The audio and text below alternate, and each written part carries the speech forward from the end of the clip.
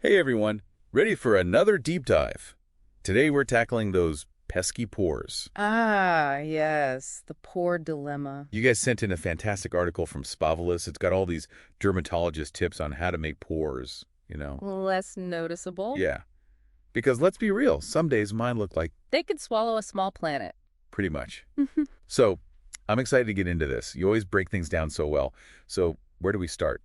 Well, the first thing to remember, and this is important, we can't actually change the size of our pores. Right, genetics and all that. Exactly. But that doesn't mean we're stuck. There's plenty we can do to minimize how noticeable they are. Okay, that's reassuring. The article goes into the reasons pores might look bigger. Some of it's pretty simple, like, oil buildup, Right, that makes dead skin cells hanging around. Mm-hmm. Sun damage plays a role too. Of course, the sun is always up to something. It is. All those things can make pores seem more prominent. Mm-hmm. And then, of course, as we age, Oh, the joys of getting older. the skin loses some of its elasticity, which can also make pores appear larger. But let's get to the good stuff, those dermatologist tips. Yes, please, what's first? Cleansing routine. Gotta nail that. Okay, cleansing. Basic, but I bet there's more to it than just like splashing water on your face. Oh, absolutely. The article stresses using a gentle cleanser, one that's right for your skin type. Right, makes sense. Harsh cleansers can actually make things worse. Irritating the skin and all that. Exactly. So, gentle is key. So it's finding that balance, not too harsh, but also not Not so mild, it doesn't do anything. exactly. Now, here's a tip, especially for anyone who wears makeup. Double cleansing in the evening. Double cleansing. Yeah, oil-based cleanser first to break down the makeup and all that. Mm. Then follow up with a water-based cleanser to really Right. get everything. Two cleansers. Two cleansers makes a big difference, especially if you're prone to breakouts or have oilier skin. Okay, so double cleansing noted. What's next on the list? Exfoliation. It's I crucial. love a good exfoliation. But, and this is important, the article warns against those harsh scrubs. Yeah, those can be rough. They recommend going for chemical exfoliants instead. Chemical exfoliants, I'm not as familiar with those. What are they exactly? So they use gentle acids like AHAs and BHAs Okay. to dissolve the bonds between dead skin cells. So they basically just Help them slough off more easily. Gotcha. They can get deeper into pores too, removing buildup. without all the scrubbing. Exactly. It's like a gently nudge for your skin to renew itself. So less elbow grease, more science. Exactly. A couple times a week is usually enough. Right, because you don't want to overdo it. Definitely not. Too much exfoliation can irritate your skin and mess with its natural barrier. Okay, finding that sweet spot for exfoliation. Yep. Got it. What's next in our pore shrinking journey? Next up, retinoids. This is where things get really interesting. I hear retinoids mentioned all the time, but I'm still a little fuzzy on what they actually are. So they're basically vitamin A derivatives, and they work wonders on a cellular level. They speed up how quickly your skin sheds dead cells and replaces them with fresh ones. So it's like hitting the refresh button on your skin. Exactly. Helps prevent clogged pores, addresses fine lines and wrinkles, evens out skin tone. It's kind of a multitasker. Sounds impressive. There's over-the-counter retinol, which is milder, Okay. and then prescription-strength ones like tretinoin, which are stronger. I imagine retinoids can be a bit much, especially for sensitive skin. Yeah, they can be potent. The article suggests starting slow, low concentration a couple times a week and gradually increasing as your skin adjusts. Okay, easing into it. And always, always wear sunscreen during the day. Of course. Sunscreen is a must anyway, but especially with retinoids, it sounds like. Absolutely, they can make your skin more sensitive to the sun. So retinoids, start slow, wear sunscreen, check and check. What else is on the list? Well, speaking of sunscreen, sun protection is up next. Knew it. Sunscreen, the holy grail of skincare. It really is. But how does it relate to pores, you ask? I do. I mean, I know it's important, but Think of sun damage like stretching a rubber band. It weakens your skin's support structure, I see. which can make pores look bigger over time. So sunscreen helps keep things firm and tight. Exactly. It's an investment in your skin's future, really. All right, sunscreen noted. What's next? Okay, now we're getting into the more high-tech stuff. Professional treatments. Ooh, like what? Chemical peels, laser therapies, things like that. Sounds fancy. Can you break those down a bit? Sure. So chemical peels, imagine those dead skin cells being swept away, revealing brighter, smoother skin underneath. It's like supercharged exfoliation, really effective for pores, fine lines, hyperpigmentation. Like hitting the reset button on your skin surface. Exactly. And then there's lasers. Are those actually like sapping pores away? Not quite zapping, but they do use targeted energy to stimulate collagen production deep within the skin. Ah, collagen. Everyone's always talking about collagen. Right. It's a protein that gives your skin structure and support. We lose it as we age. So how do lasers help with pores specifically? By boosting collagen, they basically plump up the skin, making pores appear smaller.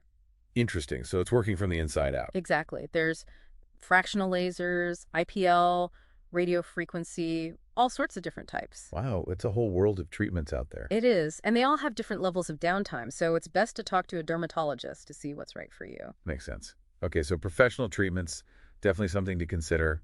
Anything else from the article? Yep.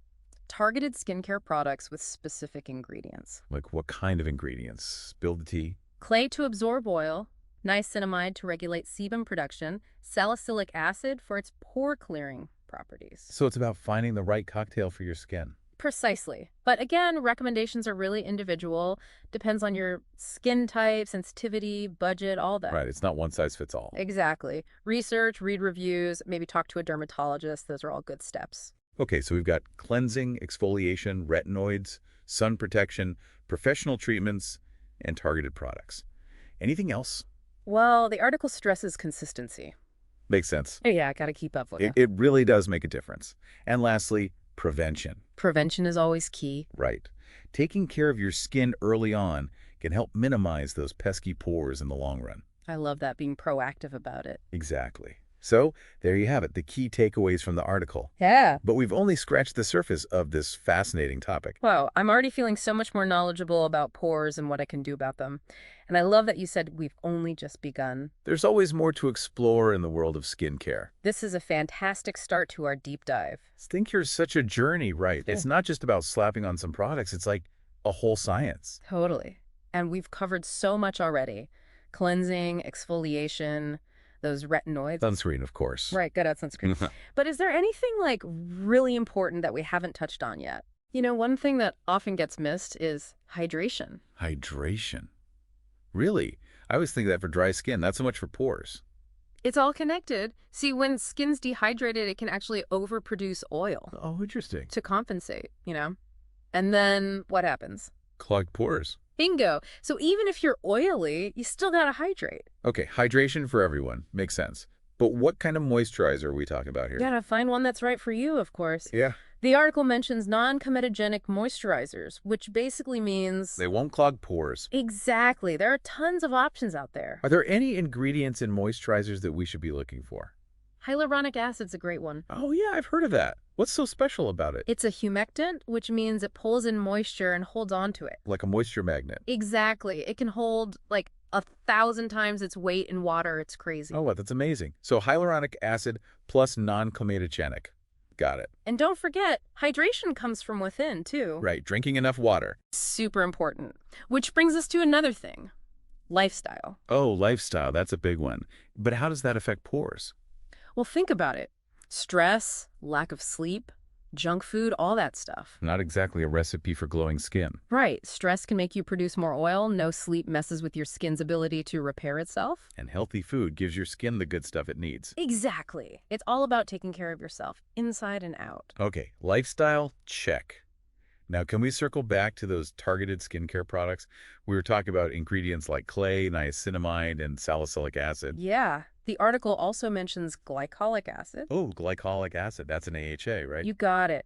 It's a really effective exfoliant, helps remove dead skin cells, refines texture. So it's good for pores and uneven skin tone. Multitasking at its finest. But as with anything, start slow. See how your skin reacts. Always a good idea. Are there any specific types of products that are extra helpful for pores? Clay masks are great for absorbing oil and gunk. Clay masks, classic. Yeah. Love those. They're really deep clean, you know? Just don't leave them on too long. They can dry you out. Okay, noted. Anything else? Serums are awesome, too. Serums. What's so great about them? They're like super concentrated doses of active ingredients. Ah, so that's why they're usually pricier. They penetrate deep, deliver those benefits right where you need them. Okay, serums. So we've covered a lot here. Cleansing, exfoliation, retinoids, sunscreen, professional treatments, products, hydration, lifestyle. It's a lot, I know. But the key is finding what works for you and sticking with it. You don't need to do everything, just find your routine. That's such a good point. It's about what works for you and your skin. Exactly. And remember, skincare is a marathon, not a sprint. Be patient, be consistent, and you'll see those results. Love that. It's not about quick fixes, it's about long-term care. Absolutely. So that covers a lot of the pore minimizing strategies. But before we finish this deep dive, there's one more thing I want to mention: microneedling. Microneedling, I'm not really sure what that is. It's a professional treatment where they use tiny needles to create little controlled injuries in your skin. Injuries?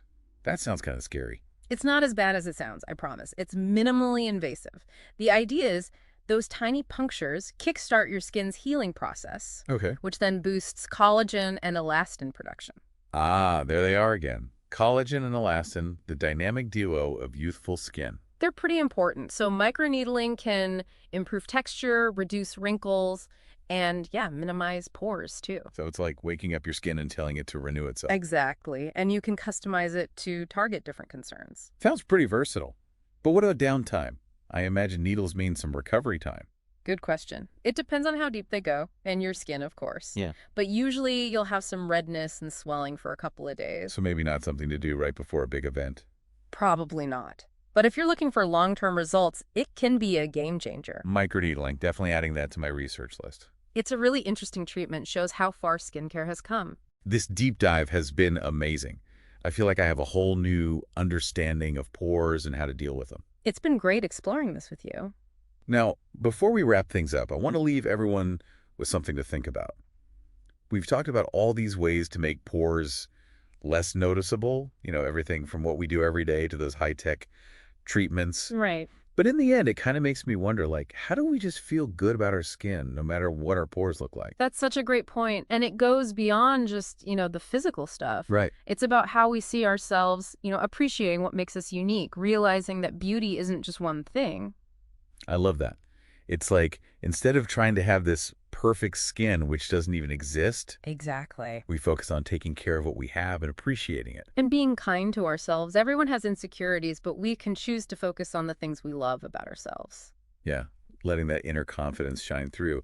So even though this whole deep dive has been about, the practical tips for pores, I think the biggest takeaway is that feeling good in your own skin, that's a journey. It is. It's about self-care and also self-acceptance. And it's not just about products. It's about how we treat ourselves, how we think about ourselves. Totally.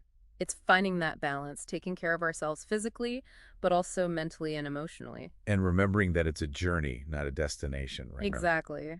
Some days we feel amazing, other days not so much. It's all part of it. And it's okay to embrace those imperfections. They're what make us unique.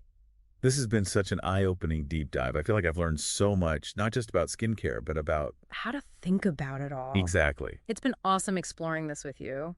And remember, the more we know about our skin, the better choices we can make. To everyone listening, we hope you feel inspired to embrace your own beauty and keep learning about skincare. Perfect skin doesn't exist, but healthy, radiant skin, that's something we can all work towards.